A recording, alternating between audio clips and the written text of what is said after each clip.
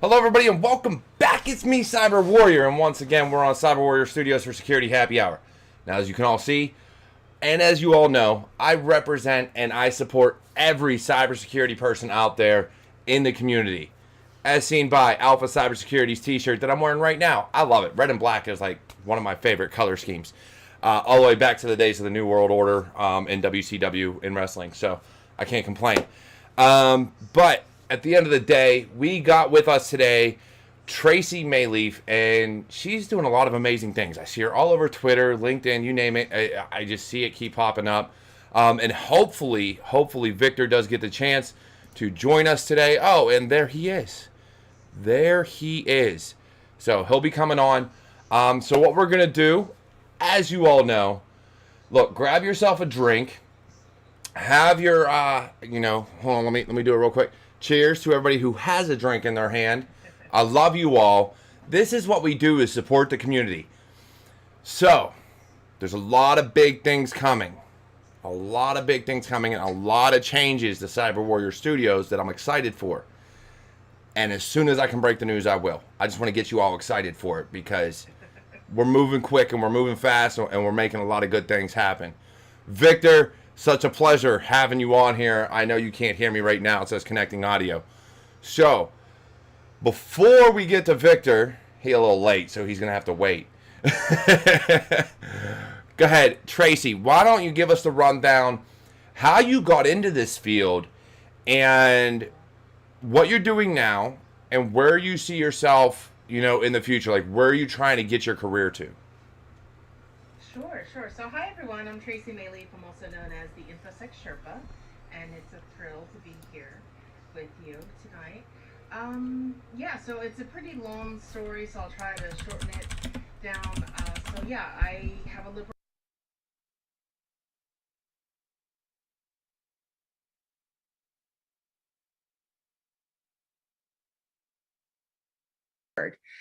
So what I did was I was in library sciences. I was a librarian for 15 years, mostly in law firms, but I decided that I wanted to make a career pivot.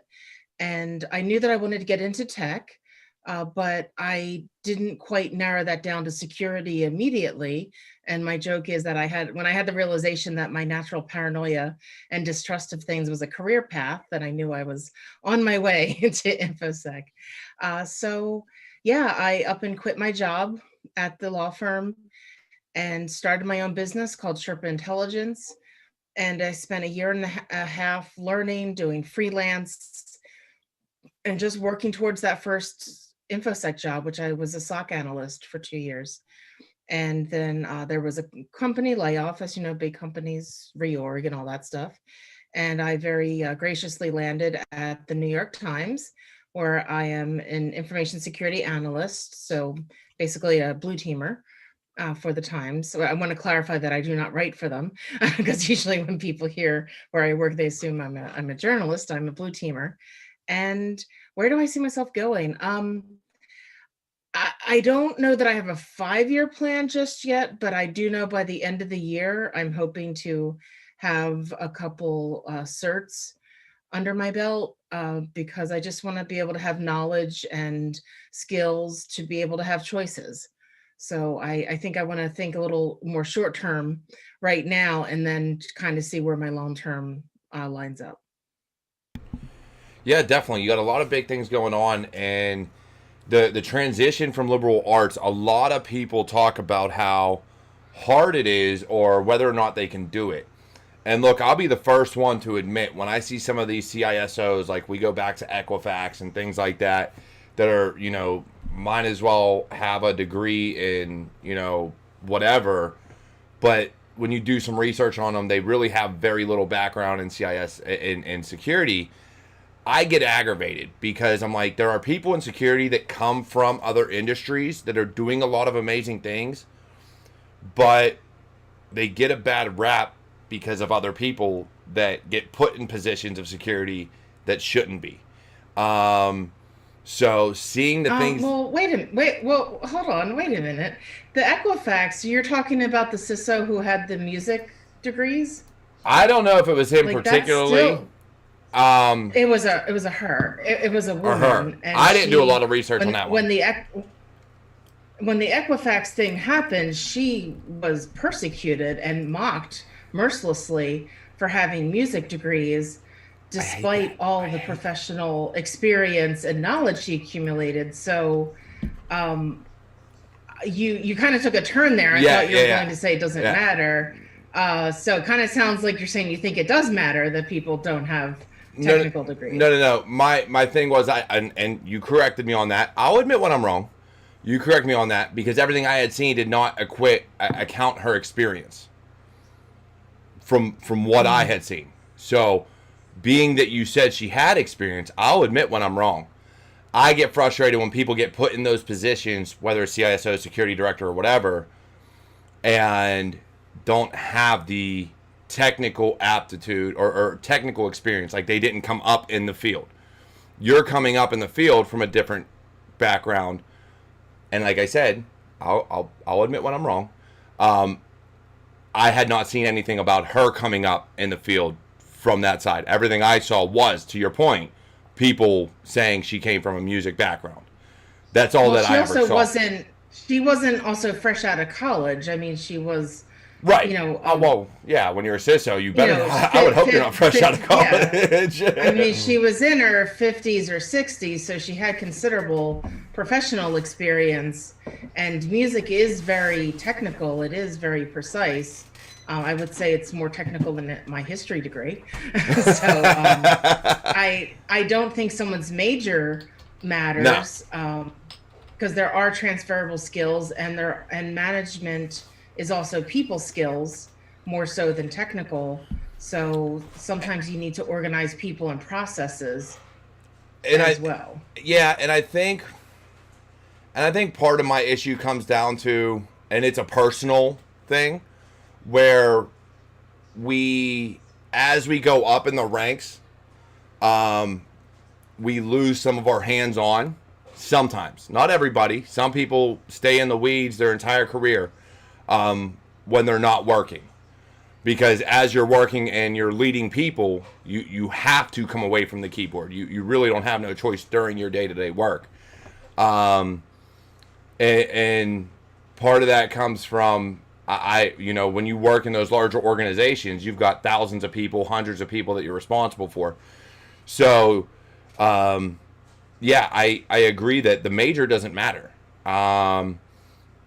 Alyssa Miller actually put me in my place on that one too, and talked about her background coming from, I think it was Alyssa, from being a barista and transferable skills that way. So, any career, and it is something I preach, any career you do, I ask you if you're interested in cyber to come to cyber. There's something you can transfer, always something. Mm-hmm. But again, and it was my mistake not knowing how she came up, because I have seen a lot of executives that didn't, a lot of C-level execs, not CEOs, some of them, but not CEOs necessarily, but some of the other positions where they bring friends in based on who you know, not what you know. Well, And that's true for any industry. That's not unique to oh, no, no, no, cybersecurity. it's not unique to cyber at Mm-hmm. all. It's just cyber's my career field, so I tend to have a bigger passion for how that happens. But before we dig deeper, look, Victor's here. And I gotta get your background, man. I've seen a lot with Cyber Brain Academy, a veteran, and so much else that you've done as well in your career. Um, I gotta hear, man. Like, how'd you get started in this? And the same thing as Tracy. Where are you at, and where you want to go with, especially Cyber Brain Academy. That I've already got people blowing up Twitch talking about Cyber Brain Academy in the house. Oh wow, awesome. Hey, that's great to hear. So yeah, absolutely. Thank you so much for having me on the show. It's my first public appearance on YouTube. We're just going live in general, so I keep my history a little bit brief. So my career started in 2015 when I graduated from Purdue. So I graduated from Purdue University with an undergrad in computer engineering technology. And what I learned, and if anything, in technology was that I did not like programming. Programming was something that was very new to me. It was very, it was a way of thinking that I enjoyed it, but I didn't like how I would spend 8 hours debugging a semicolon. But lo and behold, fresh out of college, my first job, I land at SAIC working as a software engineer. So doing the thing that I hated the most in college was a Java developer. What I realized was the first day of my job, my boss told me, hey, you can't start your job because you don't have a Security Plus certification. And to me, I looked at him and said, well, what's Security Plus? Never heard of that. He said, oh, it's a certification you need to do your job as a software engineer. So even though I was in cybersecurity, I had to kind of bridge over to cybersecurity to do a job in software. So because of that, I said, all right, well, I'm a smart guy. I can study for certification. So I sit down and I spent about 2 weeks studying for the Security Plus, take the exam, and I failed it. I failed it bad because a lot of terms were very new to me, like IDS, IPS, a lot of the methodologies, for example, hacking, routing, switching, a lot of stuff I didn't really pick up as much. My undergrad was mostly learning C programming. It was definitely more hardware than software, and definitely not a lot of cybersecurity. The most cybersecurity classes that I took was probably like a strong password, use encryption, very, very high level, nothing in the weeds. And when I failed Security Plus, I really learned that I don't know how to study for certification exams. I know how to study for final exams. I know how to study for quizzes or tests like how I did in college, but for certifications, it was a little bit different. I had to really, really learn how to study. And that's what I did. So it's been about another week and a half. And I really relearned how to study for certifications. I started making note cards. I started looking at the exam outline, exam breakdown. I started really looking at, okay, what does CompTIA want me to learn, right? And I focused more on that. And then when I took the Security Plus exam, I only failed one question. I passed it. I missed one question to get a perfect score. So I missed getting the perfect score. What I learned in the process was, okay, I went from failing an exam to almost getting a perfect score. All right, what was different was how I prepared for it. So I made a stack of note cards and I gave it to a friend of mine, a coworker, who was a business analyst, but he wanted to get into cybersecurity. So he was kind of like how a lot of people are, where they want to get to cybersecurity, but they don't know how. I told him, well, the first step is to get a Security Plus, because even if you don't want to get into cybersecurity, if you don't do anything with the DoD, you're gonna need a certification just to touch anything that's IT. And from there, he took my note cards and he typed them out. He typed them all out, and he took the exam in about 2 or 3 weeks of studying, and he passed the Security Plus exam as well. And this was kind of a funny story because at the time, so I'm an Army reservist, and I was currently an engineer officer. I was an engineer officer, and I really wanted to go cyber. So back then, cyber was this kind of sexy term that the Army was really throwing out, and it was definitely my field. I felt as though I had a STEM degree, I had experience from being in infantry for 5 years, and I felt as though I would be a great cyber officer. Unfortunately, at the time, cyber wasn't open for reservists. It was only open for active duty. So I thought, okay, well, maybe it wasn't meant to be. And then I get a call from the Indiana Army National Guard saying, hey, we're looking for a cyber officer to go to our cyber operations officer course. And I thought to myself, well, you're looking at me as a candidate. And they asked me, tell me a little bit more about yourself. Okay, well, I'm a software engineer for the Army. And I kept telling them about my degree. Then I said Security Plus. And once I mentioned Security Plus, I said, oh, you have Security Plus. Almost like, okay, that means that I can base your experience off something. And that's why I started value certifications, because it sets your experience up and your knowledge to a standard that they feel as though it meets their standard. So because I have Security Plus, I could say, yeah, I have a degree. I can say all these experiences, but they know for a fact that my knowledge can be measured to a baseline. So because I had Security Plus, I actually got selected to be the Army's Reserve's first cyber officer. I'm sorry, back then I was the Army National Guard. So the entire National Guard had 2 slots for cyber. And because I had Security Plus and I just happened to be in the right place at the right time, I got selected. And then I went to the cyber operations planners. Planners course. I went to the cyber officer basic course. And when I was there, I was one of two Army reservists to go through the course. And part of the pipeline is about a year-long course. And part of the pipeline that's pretty interesting is that we do CSSP during the 3rd phase. Now, I was a lieutenant at the time, and if you're in the military, you know about the officer ranks. So as an LT, we're fresh out of college, we're the inexperienced ones, we're the younger officers. And then the captains, a little bit more seasoned, a little bit more experienced. They've been around the block a few times. So the captains went through the CSSP boot camp, and it's a 2-week boot camp. And when they went through the boot camp, they had about 13 captains went through the course. Out of 13, about 3 out of 13 passed the CSSP exam.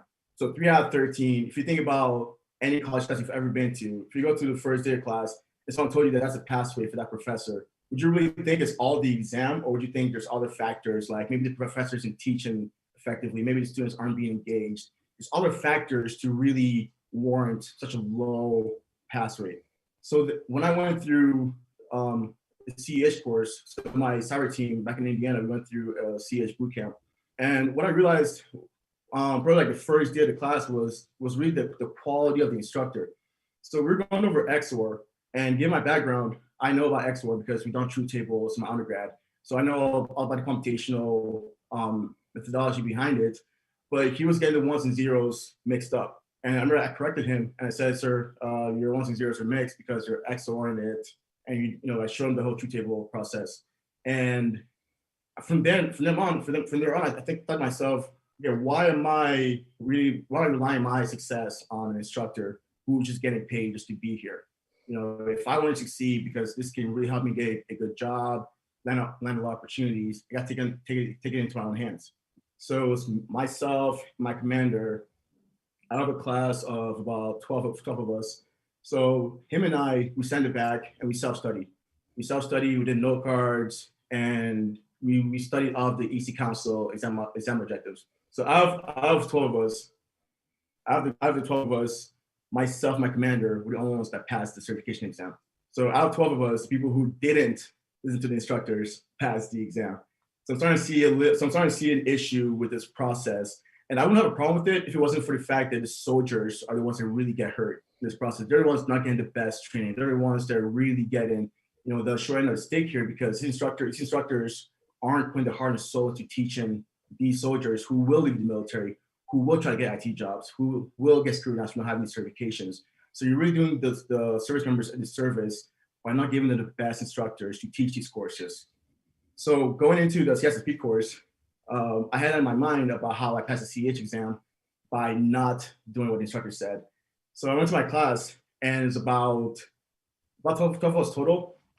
So out of the 12 of us, there's about 9 of us who I talked to. The other 5 were, all of them were from West Point, very, very bright kids, sort of, the top 1% of the military. And I told them about my experience with CEH and how I think we're the best chance of passing through self-study. And for the next 2 weeks, fresh out of college, 9 lieutenants, fresh out of college, no IT experience. For the next 2 weeks, we studied together, and out of all 9 of them, all 9 passed CSSP exam on their very first try. You're talking about the CSSP exam, and you're talking about 21-year-old kids passing that exam. But you're talking about captains who've been in the field for a long time who can't pass the exam. The issue is really in the training. We have to fix the way we train and teach cybersecurity, because what we're doing is that we now have those captains who will leave the military, and out of the 300,000 jobs available in the United States, they did not qualify for it because 6 out of 10 of those require anti-certification. So 6 out of 10 of jobs right now are alienated to them. They can't get into those jobs, all because we failed to train our soldiers effectively. And that's kind of why I started Cyber Brain Academy, is to really create this company where if the government's gonna go with the lowest bidder, at least present them quality. So these soldiers, like I was, being a reservist, once I left Army Reserve, went back to being civilian, my resume, which is being called, I was being called frequently from like Booz Allen Hamilton, all these big companies looking for, hey, do you want to come work for us? And as I'm thinking to myself, like, well, this is great because I'm leaving my year-long training, now I can go into a cyber job, right? And that created a lot of opportunities for me. But I'm thinking to myself, well, this can be anybody. Anybody can come into the military, use these opportunities, these training opportunities that are free to them. And then once they leave the military, they can really be set up for success. that's what Cyber Academy does, to really foster an environment where we can kind of fix this Army training mentality for industry certifications. And that's my big ramble, and that's all I got. Yeah, definitely. As a vet, and I went through the 25 Delta course. I was a cyber network defender. That's what I retired as almost 4 years ago now. So I know the fire hose that you get, and I've got friends right now going through 17 Charlie that are going through, you know, the offensive cyber courses and stuff like that for the Army. And I'll admit, initially, because of how much effort I had put in prior to going to 25 Delta, I had it in my head that if you're going to a course that you know is going to be 6 months long of all SANS, you know, because that's what 25 Delta was. It was all SANS courses, all boot camps. You have to get through this. You should have been doing something prior to going to where you knew the material. If you knew, you weren't going to understand it going through. So I did. I was very hard-headed when I went there. And it wasn't until past few years after meeting other people in the industry that I really began to understand that if you're not going to be an analyst, so to speak, right? If you're going to go more red team or more GRC, then the speed, and again, I can still be wrong on this. I will never deny it. The speed at which you acquire knowledge, I look at it as, and I equate it to your ability to detect and attack. That's how I view it. And again, my visibility of that, my viewing of that could be wrong. Because I had people that didn't love the field. They were doing it for the money when I went through the course. So they did no practice, when they got off IT or whatever their job was, they didn't actually train themselves. They had no love of it to learn. So when they got to these boot camps that are a week long, and then you take the test, or while you do net wars and then take the test, and we're failing, they were asking me, well, how do you know all this? How can you do all this? I'm like, because when I get off work, that's what I do. Like, for me, I love it. I've been learning it for years.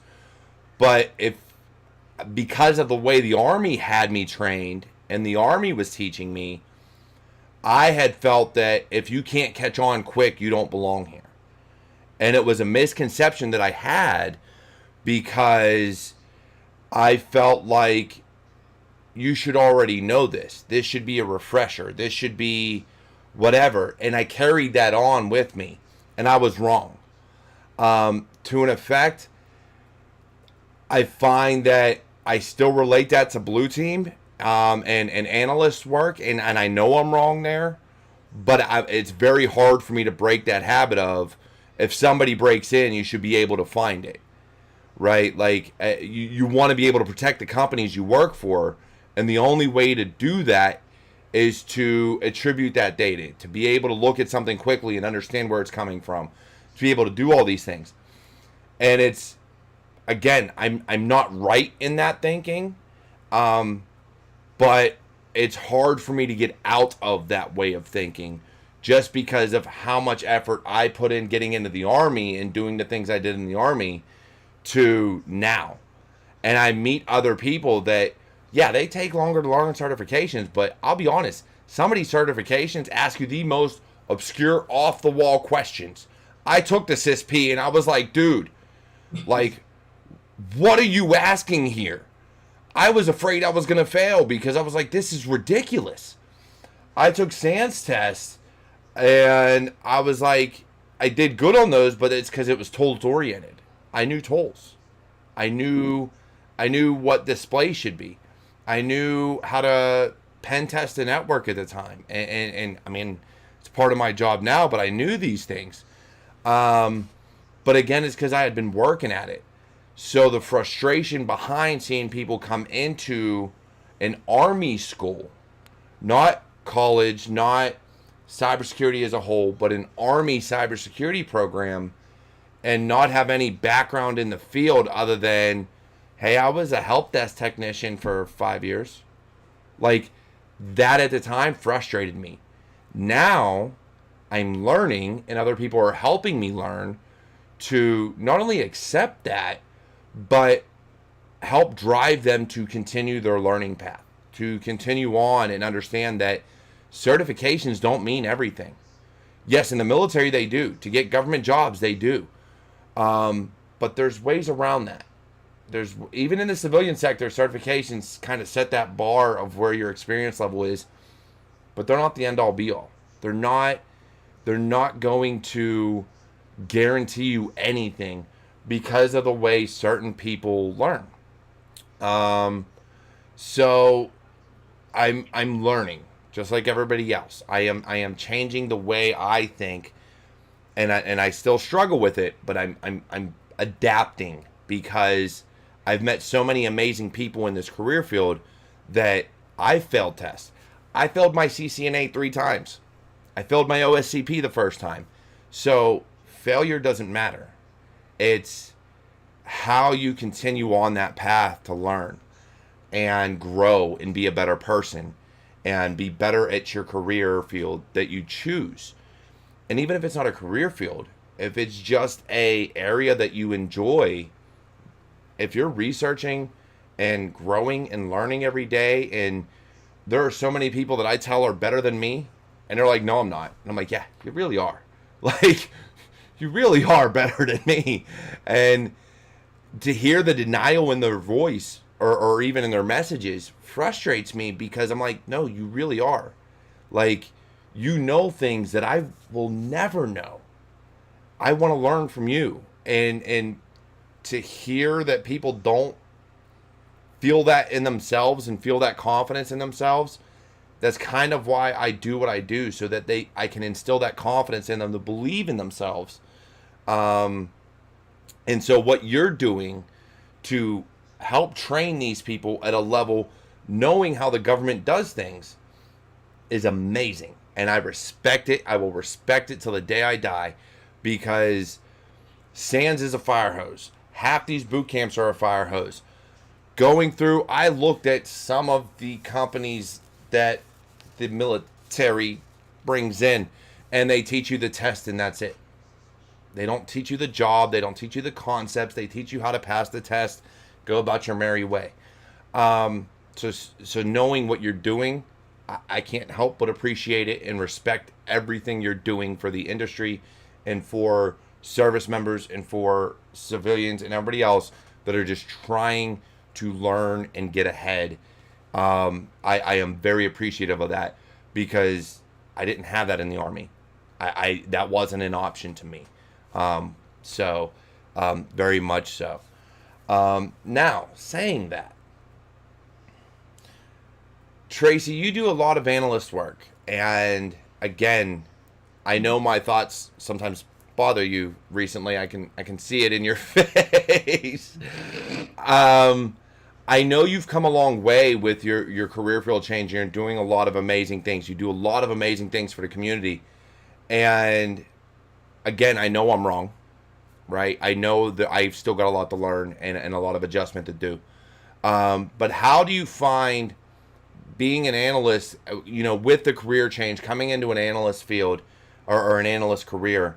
Was it harder for you to get in as an analyst, or was it easier? And what are the challenges you're facing as you go through day to day? Well, obviously my learning curve was going to be steep since I don't come from a technical background. But when I interviewed at a pharmaceutical company for the SOC job that I held for 2 years, they said to me, we can teach you the tech. We can't teach someone all these other skills you have, the transferable skills and things like that.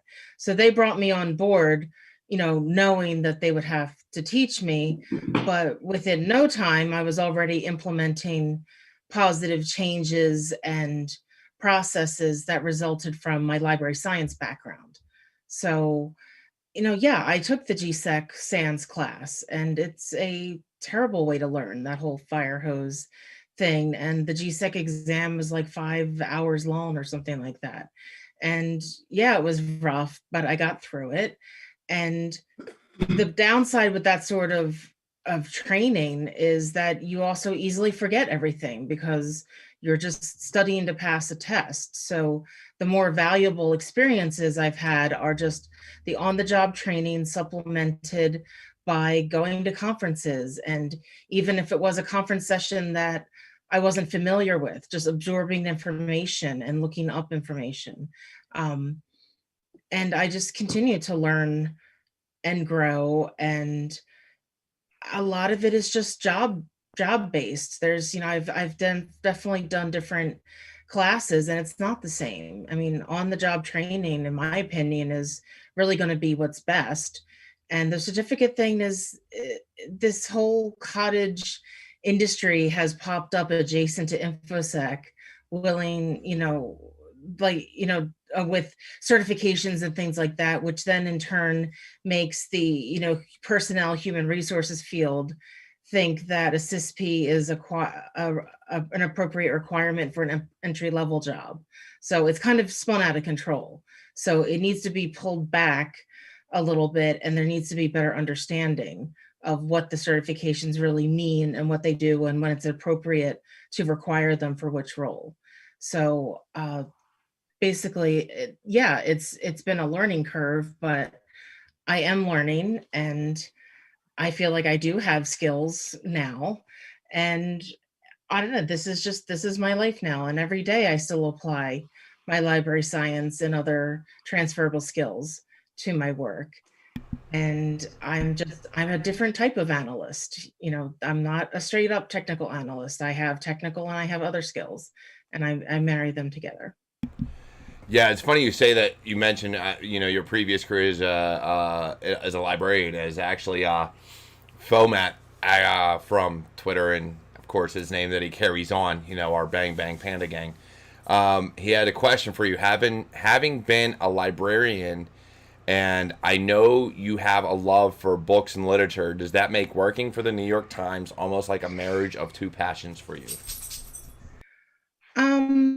Well, I think it's a misunderstanding that all librarians have a love of literature.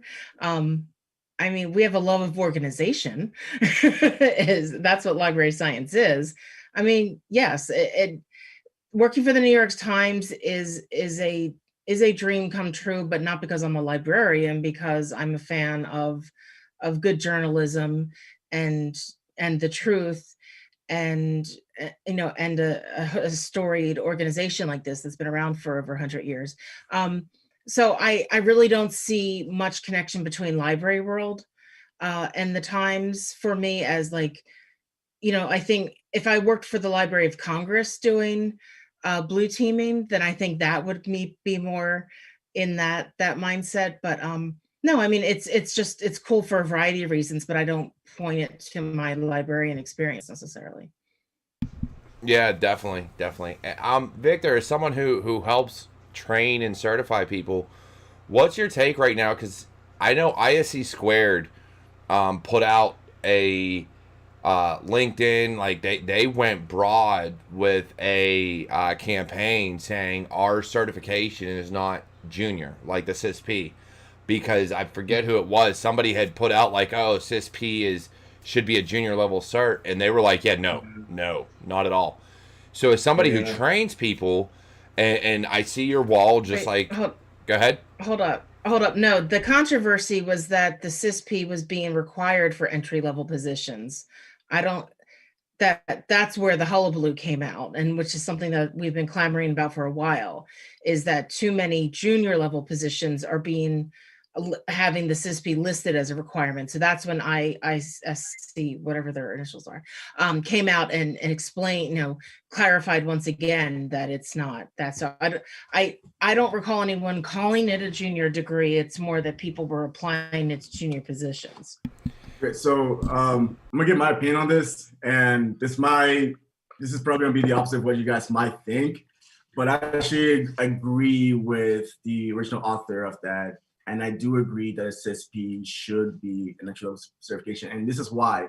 I predict that in the next 5 to 7 years, the CISP will be the entry-level certification. And I say that because there's three different concentrations in the CISP that people don't even look at. The ISSM, ISSS-MP, ISSS-EP, and sorry, there's another one. But these are the more concentrations of the CISP. The CISP to me is more of a bachelor's degree. And the three concentrations are more than masters. You want to go to engineering, you want to go to management. I do predict that in the future, the CSP will be an entry to mid-level, and the three concentrations will be more of the senior. I think the reason why it's so popular now is because everyone's kind of jumping into the cyber pool. It's like water hole. But in the future, the CSP certification, like I said, I helped 21-year-old kids with no IT experience pass the exam. Once the training catches up to certification, I do think we'll see a focus more on the ISSEP, ISSEP, and having the CSP be the new Security Plus. But doesn't that speak more to a flawed exam and a flawed certification that anyone who crams for a week can pass it? So it's not so much. I've seen both, right? I've seen people with 20 years of experience not pass the CSP, and I've seen people who study for 2 weeks pass the CSP. What I would say is that the certification is a baseline. It will get you through the door. It will not predict how you do at the job. It will not predict your career progression. But what it will do is provide you with opportunities, to provide you with an interview. That's why I always stress certifications, because the rest is up to you. But the door will open if you have a CSP, because guess why? The HR person is checking for those keywords. So the HR person will look at you, and all things equal, and that's the problem is that a junior position shouldn't have a CSP. A CSP is a mile wide and an inch deep. Right. So that's meant for more management but the CSP has the management concentrated certification. That's only management. The CSP is 8 domains, very broad, like you said, an inch deep. So if it's an inch deep, then why does it require more experience if it's only an inch deep? Because as a manager, you're spread more thin out. You're not a practitioner at the keyboard. You're overseeing multiple domains. That's why the CSP matches a higher level security position, because it is a mile wide and an inch deep. It does, right? But it also it does that, but it also talks about how it's really security, not cybersecurity. Security as in physical security, network security, all pillars of security put together, and how it relates to business and the mission. All the CSP teaches you is how your role as a network engineer, how your role as a physical security engineer, or how your role anywhere in a company ties to security, how those safeguards that you're implementing are protecting the business, are protecting the bottom line of the business, of the CEO, of the senior management. So even you as an entry-level person still have a role in the overall security. You as an entry-level person, even though you might be a firewall admin or a Linux admin, you can see exactly how your security implementations is securing the overall business. So as far as like understanding that that's your role, I can see your point. Is you might not need to understand that, but having a CSP certification is the exact same as Security Plus. It's eight domains. I'm sorry, Security Plus is 6 domains, and it is an inch deep. It doesn't go into the ones and zeros of encryption, but it talks to you about encryption, what encryption is. So Security Plus is already doing what CSP I feel like will replace in 5 years. But the other issue is that the certifications also then just become a gatekeeper because of the expense. They all vary in cost, and some are very expensive. Some are also time consuming. And there's also women, for example, may be at a disadvantage because they have a job, families, and studying to do. Whereas, I had a job where after work, the guys would sit around and just do CTFs, telling their wives or partners, if they had one, that they'd be late. Whereas, well, I had to go. So I didn't have that extra time just to sit around and play a CTF. So, certs are gatekeeping in a way, and it's more important that the industry really kind of reconciles how they want certifications to really be and what they represent, and they should be more inclusive rather than financially expensive. Absolutely. No, I completely agree with you. So I want to make a few points. So today I spoke with the director of Women in Cybersecurity. So I do share your belief that we need to get more women in the field. So I've been doing a lot of outreach to other women executives to see how we can partner up with more unrepresented demographics. So I do completely agree with your point. So secondly, you mentioned the CTF, right? So do I see cyber? Do I see any job? Okay, it's not so much about if you're good at it. It's more about what skills do you have. So when I was 16, I worked at McDonald's. All right, I was the best burger flipper in McDonald's. I would tell you that because I believe that I was the best at it. I would always want to be best at what I was doing, whether it be a military officer, whether it be a cybersecurity engineer, whether it be a CEO. I always want to be the best at what I do. So it's really more the mentality of it's really the mentality you bring into cyber. Is do you want to do those CTFs? And if you want to go home and watch a movie, that's completely fine. But you have to think now as a defensive operation person for cybersecurity, the hacker isn't going home to watch TV. The hacker is doing the CTF. The hacker is going to keep his skills up. So for you as a defensive person to not have that ambition, to not have that drive, to really want to be the best in your craft, to not want to be the best in your field, and to say as if that someone's personality or what they do, what they choose to do, makes them better or worse, it's really more of a personal choice. And think about yourself, do you want to be the best in this field? Do you want to be the best in cybersecurity? That's really what it is, because then you make the time to learn how to hack, to do those CTFs. And I think that's really what it is. I think if you were to ask people with families, if you were to ask a woman with a family, that's kind of offensive, to be honest. I'm going to be straight up with you. Not everybody has time to sit around after hours and just play CTFs. That doesn't mean they don't deserve to be in cybersecurity. That's not what I'm saying. My mom worked 2 jobs. I was a single mother. Okay, but that's what it sounded like. So that's why I'm asking you to clarify. No, but I'm saying, so when I started with CSSP, I read 100 pages a day. On the weekends, it was 200 pages a day. So I studied 4 hours every day consecutively. So I come home from work and I study for 4 hours. That was discipline. That's what I learned from the process was discipline. Man, woman, child, it was just 4 hours a day that I dedicated for it. Has nothing to do with my gender. I still worked. I started a full-time job. It's all about, okay, I completely understand. If I had kids, it would be a little bit different. But I also remember when I was in Monterey, I had someone that I was tutoring. He told me that he had a friend who was studying for CSSP, and that friend of his had like 4 kids, and he was a teacher, and he was having a hard time making ends meet, and he studied for it, but it took him a long time. It took him about 5 months because he had kids. He had to find the time. He didn't have as much time as I did being a single person. That's my point. Is that but this mentality that it sounds like you're saying is that if you want to get into InfoSec, you need to just hack 24/7. That's not realistic from my point of view. Absolutely not. Well, that's why I'm mentioning it, because I'm asking you to clarify, because that's what it sounds like you're saying. No, what I'm saying is that there is discipline. You have to study. You have to put the work in. You have to come home and read a book. You have to come home and watch some videos. You have to take the weekend to learn how to use Kali, how to use Metasploit, how to use all these tools. It takes the time to learn all these tools. When these new tools come out, all the hackers jump at it. They learn the tools first, so they have an advantage. So you being a defensive person, you have to understand what the offensive is also doing. So if you don't have the same drive and really the tenacity to want to keep up with the field, that's what I have an issue with. That's when you become the threat to your own organization. Because now the hacker has more knowledge than you do because he is devoting more time than you are. And that's what I'm saying is that as security practitioners, you have to keep up with technology. We have to find the time. It's not going to be once you get a cert, now you're done.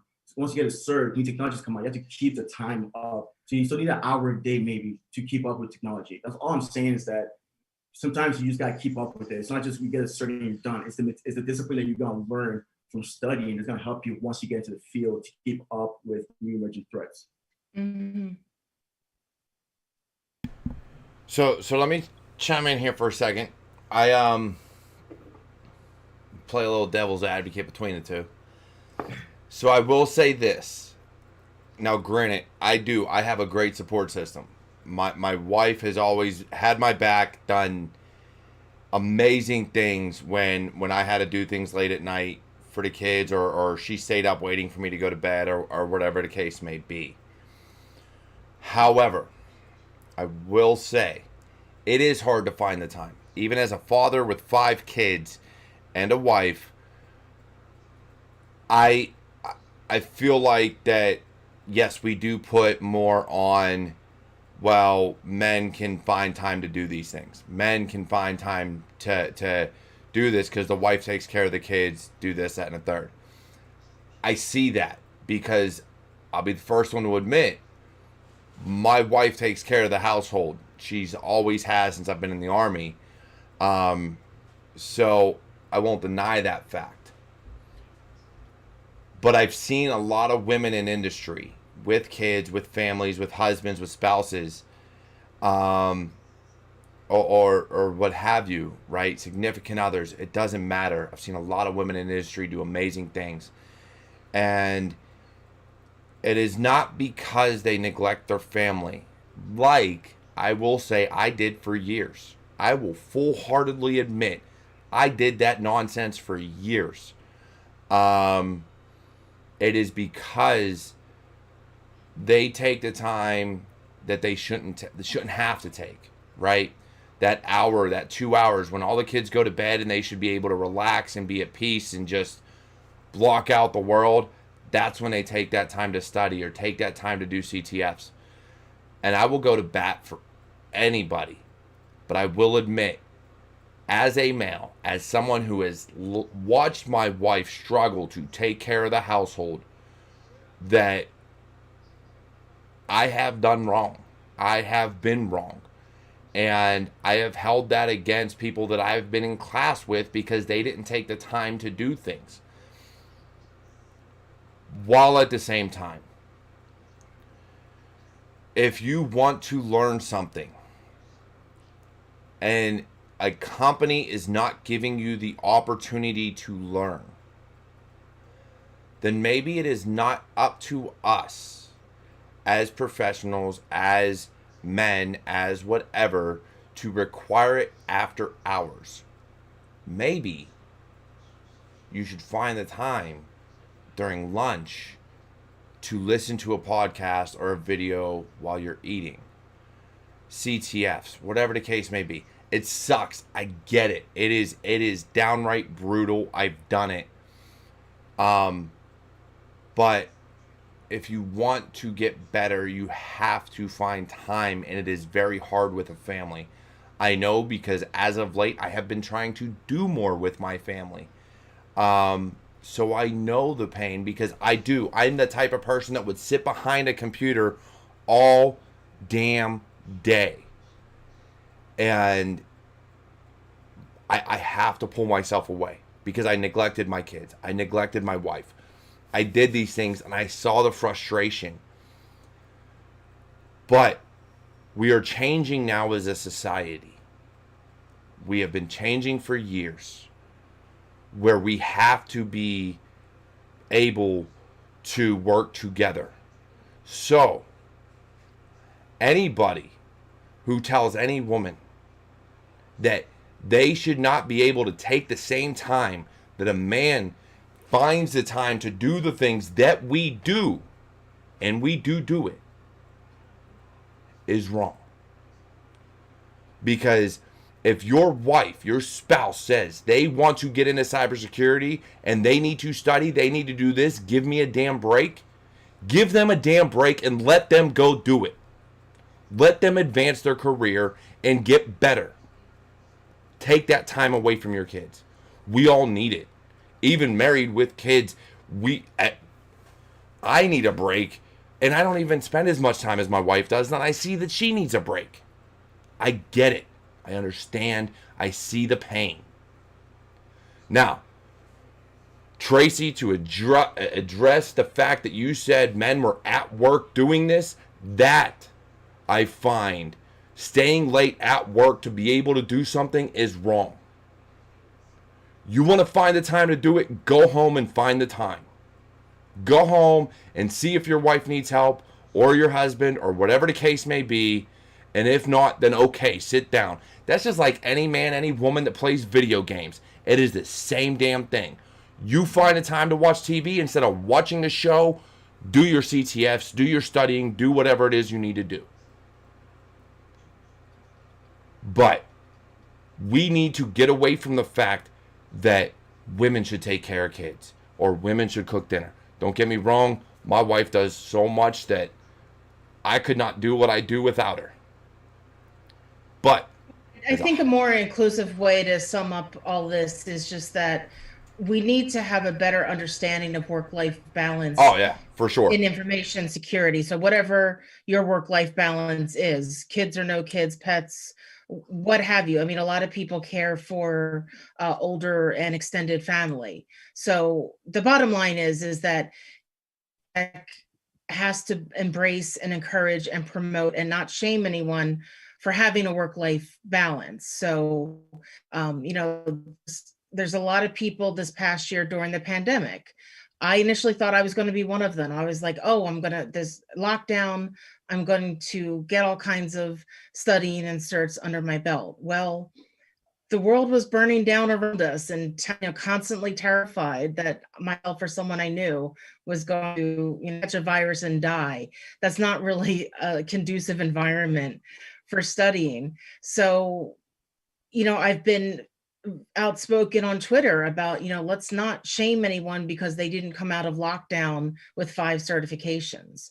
The stress that we've all been through during the pandemic affects people differently. So I just need to be gentler on each other about work-life balance and that means something different to everyone. So I think work-life balance just kind of sums up all the same things we're saying to each other today. Yeah, for sure. I can't disagree with that. I had a horrible work-life balance. And I carried it with me from the Army. When I was on leave, I still had my phone. I'd still answer calls. I'd still be there for soldiers that belonged to other NCOs. I get it. Like, in the military, my work-life balance sucked. I could be grilling with a beer in my hand, and I would answer that phone if a soldier called, even if he belonged to somebody else. I did it for years. And up until this past Christmas, actually this past July, I took a vacation and literally killed all my notifications, killed everything, was like, I'm with family. And then around Christmas time, I took the whole weekend for Christmas and New Year's Eve to not be on my computer, not touch it. I did not touch a single thing. And it's because we need that break. We need that breather. Mm. And that work-life balance is so precious. I neglected it for years. I've seen it in my wife. I've seen it in our frustration. And we all do it. When we get into this field, I'll admit, Victor, I was so headstrong that I was like, if you don't do this on your time off to learn, to get better for at least an hour or two a night, then you're out of the loop, you're screwed. But we can still find time. We can still find that balance during the workday. And if your work doesn't give you the time to research and to learn, you're in the wrong workplace. Find somewhere better that gives you that opportunity. My work mandates training. You will take time to research. That's part of your job description. Research threats, research pen testing, research scripting. It's part of your job. So for a work to tell you got to be head down at the keyboard, just doing whatever, looking at logs day in, day out without a break and without being able to learn what these new threats are, that's wrong. I'm sorry. That's wrong. And it's taken a long time for me to see that. But I recognized it over the past year because I lived that life of being heads down at the keyboard, always learning, always trying to figure something else out, always being involved with Hack the Box, Try Hack Me, CTFs, you name it. I did it. And I've told soldiers recently, take a break, go to sleep. Your brain can only take so much. If you are studying for 18 hours a day, you are wrong. Your brain can't handle that. It's impossible. You can only take so much in before you start losing something. And you got to sleep. If you're not getting your rest, if you're not getting your sleep, if you're not decompressing and releasing stress in some way, then the anxiety, the stress, and everything else is just going to crush you. You have to find a way. Step away from the damn keyboard. Turn off your notifications and decompress. That's my piece on it. Go ahead, Victor. Yeah, absolutely. No, that's a really good point. I know, like you said, when I started the certification training, I had to learn that coming from college, I thought I knew how to learn. So I'm not sure if you guys follow him, but he talks a lot about like it's really about like just the mentality of of winning, and he speaks a lot about like when you think something's hard, like what are you comparing it to? What are you comparing hard to? And for me, I was comparing my hard to taking a college final where I would study for maybe a weekend if I really cared about it, because I was always like an A/B student. That me failing the Security Plus really taught me that like okay, I have to learn something new. I have to learn how to learn. And that's why with the certifications, it's a new process for a lot of people. It's really how do I do work-life balance? It's no longer you have a set 10 weeks to learn X amount of material. There's an instructor for the entire 10 weeks. It's a totally different process of learning. And it's really like for me, I learned what worked for me from taking Psych Plus and CEH before I took my CSP. So for someone going for the CSP for the first time or going for like a hard certification for the first certification is really like take a step back and figure out, okay, what works for me? Do I learn better in the morning? Because what I learned about online school, it's kind of really why we did our on-demand courses, is that when I did my master's degree, it was fully online. And at first I was kind of hesitant, like, do I want to do an online school? What I learned about online is that online gives you the flexibility of work-life balance. You can directly figure out, okay, do I learn best Saturday morning with my coffee? Do I learn best Friday night after work? So it really gives you that flexibility, which we give our students. We give them flexibility. I'll figure out, okay, what time is best for you to learn. And I want to touch on something that we've all kind of talked about is the time. I don't have time to study. I don't have time to really sit down and learn these skills.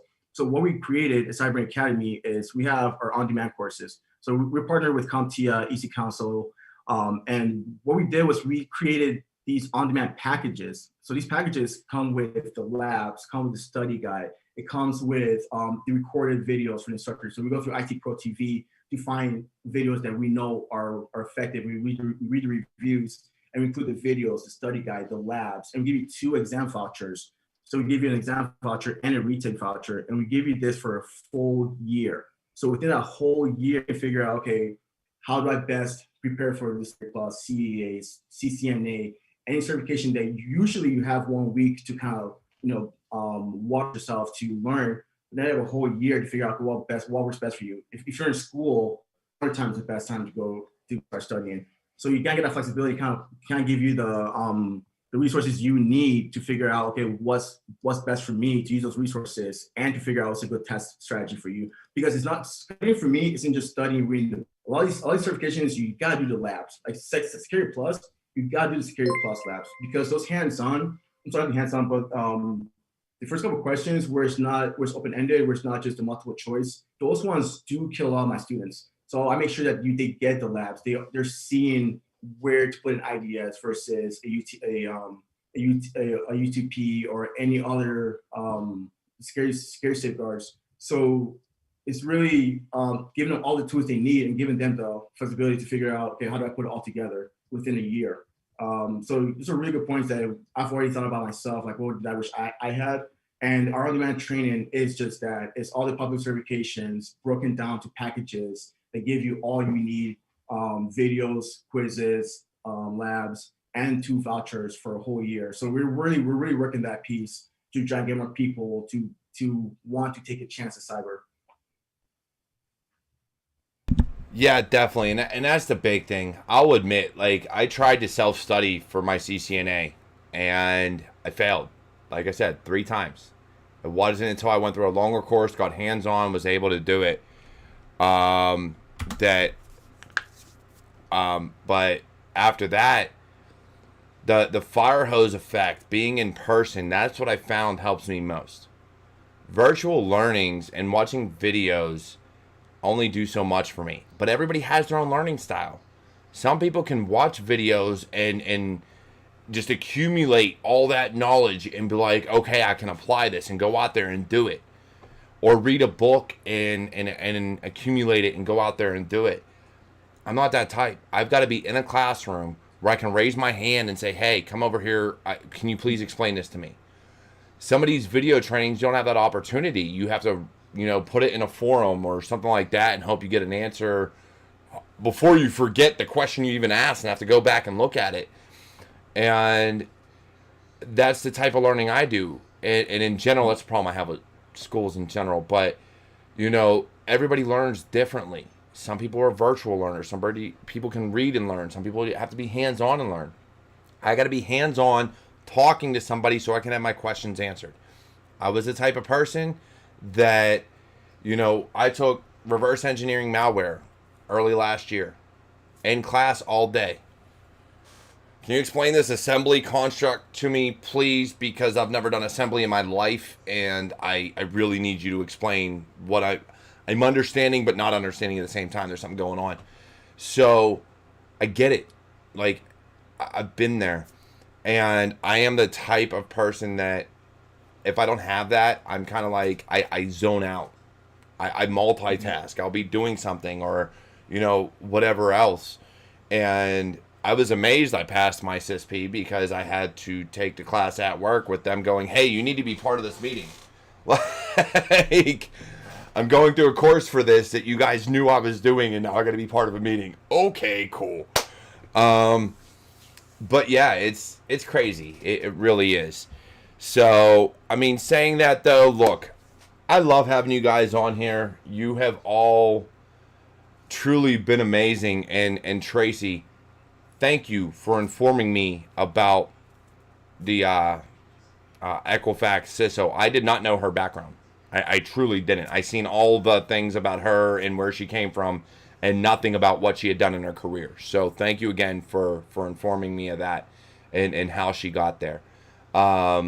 Because I've seen amazing people switch career fields in their 30s, 40s. Hell, my dad is 50-some and went from accounting to being a GRC guy and got his degree from ITT Tech in cybersecurity. So I completely understand the ability to do it no matter the age. So again, I'm not afraid to admit when I'm wrong. Some people are, not this guy. I've been wrong many times in my life, or every time, as my wife will tell me. But I appreciate both of you being on here. Victor, great having you as always. Tracy, I know you mentioned it earlier. Did you tell these people, everybody watching, and I may have missed it, I know we talked about it before the show, what you're doing as far as helping veterans and your what do you call it? The HR kind of program that you're involved with at work. Yeah, sure. No, we only talked about it before the show. Yeah, I'm just to tie in with your veteran status. I wanted to mention on the show that I was recently asked steering committee of a group at work. We call them ERGs. It's like employee resource groups. I think other companies may call them like business units or something like that.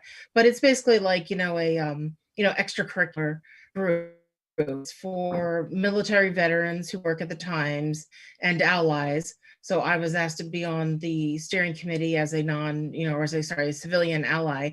And I'm going to be their events coordinator. So I've been going through and trying to figure out great military themed activities to do that would interest our veterans as well as our allies. So one idea I had was to bring in someone specializes in military genealogy. So if you want to research your own genealogy of veterans, or just kind of look at it general someone else's family. That's an idea I have. And also just I'm looking to see if we have veterans of the military from other countries too, because I think that might make a nice roundtable discussion to have veterans from other militaries around the world kind of, discuss things. So I have a lot of military in my family. I come from a long line of Army, Navy, Marines. I don't think we have any Air Force that I'm aware of. I currently have some relatives who are active duty. I have some of reserves. And my greatest claim to fame in my family is that my late uncle was one of the first 16 people to go to Vint Hill, which if you're not familiar with that, that's the Army's cryptology school that started in the 40s. He was in their first class. And the family joke is I would always ask him to tell me stories about World War II. And he'd reply, "You don't have the clearance, kid." And finally, he lived to the old age of 94. And finally, in his later years, once everything was classified, he was then able to tell us stories about ecology school. He did signals. He was in the signal battalion. And just the last thing I'll say about that is he started to tell us a story about Alan Turing. And my sister said, "Oh, just like in the movie." And my uncle goes, "What do you mean, what movie?" He was telling us his real life experiences with Alan Turing. He didn't even know about the movie. So I think I like almost passed out. I was like, oh my God, like it was just, yeah, he had no idea what we were talking about. He didn't see the movie, didn't know anything about it. He just knew from his work about this. So so I very, proudly serve as a military ally, as a, military aunt and niece, and just trying to do my best to, to help, whether it's with cybersecurity or at my job. It's not going to be tech related, but just kind of, that work-life balance related, trying to find fun activities that'll interest our veterans and our civilian allies. So that's all I was going to say. I just wanted to make that announcement. Yeah, definitely. I'm glad to hear it, and again, hearing more detail about it in your background with your family. I too come from a veteran family on my father's side and my mom's. So it is amazing to hear, Victor, dude. Being one of the first cyber officers is amazing, as far as the reserves go and things like that. I thought about it, but I was already retired, so I wasn't going to take that commission. I was like, nah, I'm good. I'm good. My back's too jacked up. I can't wear an IOTV anymore now. But I do. I love everything you guys are doing. I truly, truly do. All the support you give the community. Look, hear me out. This community means so much to me. It truly does. The differences of opinions, the way we see things. But what I have noticed is, unless you have an ego, unless you are a gatekeeper, you have this willingness to learn and grow and understand where other people come from and what their beliefs are and what they're learning and trying to get to. There's so many of us, but there's still so few of us. Mm-hmm. We will persevere. We will never be ahead of the bad guys, as much as I'd love to believe it. I don't think we ever will. But we'll get as close as can be, and we will do everything in our power to stop attackers and those that would wish harm on our networks, whether it be here in the States or anywhere else. It doesn't matter. Tracy, for you to bring in veterans from other countries, that means the world to me. It truly does, because there's so many out there that we neglect as people, regardless of what country you're from. We have a tendency to neglect others that aren't from our country. So the fact that you're willing to do that, I applaud you. I truly do, because you're one of the few that do it. Saying that, though, look, it's been an amazing show. It truly has. Look, this is the first time I was able to keep my mouth shut for probably a solid 20 minutes, and it was amazing. You guys were fantastic, and one of these days I'll get you back on again. Victor, dude, keep doing what you're doing with Cyber Brains Academy. I honestly, just do it. Yeah, that's all I can say. Just do it. Tracy, with what you're doing with the New York Times, being an analyst, crossing fields, keep showing people that it doesn't matter where you come from. You can do what you truly find a passion to do, or a love to do, or something you enjoy. You are a hallmark of what it takes to just succeed at something that you care about. And I love seeing your tweets. I love seeing your posts. I love your support for the community. I really do. I've seen you stand up and say, if you need a job, post it here. I'll share it through my network. Not a lot of people do that I've seen. You are one of the few that is like, hey, I got you. And yes, people will do it on the side, but you publicly put it out there that I will publicize you. So thank you for that. You are helping. And please know, and Thank you. And please know that I don't do it publicly for anything for me. I do it publicly because I want others to then be like, oh, I didn't think to ask for help that way. It actually just happened a couple days ago. I was boosting someone, and I think someone else saw the boosts, and then messaged me and was like, oh, I'd like to get a boost too. That's the only reason why I do it publicly, is because I want people to know that there is a resource available, and sometimes people don't think to ask for help or know to ask for help. So no, I kind words. And yeah, I received a lot of help when I came into the industry, so I just want to pay it forward. And yeah, I just want to make this the most diverse, optimal industry we can to, fight the bad element. And we're going to do that together by having, a more diverse workforce with different perspectives, and, helping people understand the training and navigate. And together we will go further together. Can you stay out of my head? Because you said diverse and different backgrounds and different opinions type of deal. I have said that on many of occasions to many of the people. For those that want to think that you don't need a certain sex, religion, race, creed, whatever, you're wrong. We all come from different backgrounds. We all have a different way of thinking, and we all can find a different way to understand that those that would harm us, or if we're supposed to impersonate the bad guys, we have those different ways of thinking. If you block any certain person out for whatever your damn reason is, you're wrong. You are dead wrong. Mm-hmm. Because I come from a background where I may think one way, but then someone comes in with a different opinion, like, but wait, they might be doing this because of this reason. You're like, oh, wait, you might be right. But if you're afraid to hear that, if you're afraid to, understand that this difference of opinion is actually better, then you're wrong, because we need this at the table. I have said it before. Davin Jackson started it from Alpha Cybersecurity. It is why I wear his shirt. We build the table for everybody. We ignore the gatekeepers. We ignore the people. They're going to stop us from getting there. And we build the table for everyone, because we all belong. I don't care what your level of knowledge is. You can be coming from an internship like Day Cyber Walks. That man is blowing up and doing amazing things. If you're not following him on YouTube, Twitch, Twitter, please do it. Day Cyber Walks, look him up.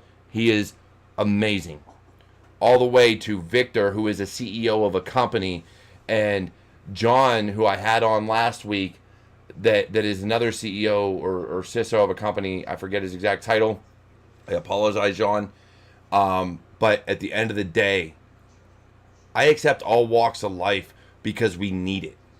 Because without it, you're stuck in your bubble and you're never going to grow, and you're going to be behind the 8 ball even further than you already are.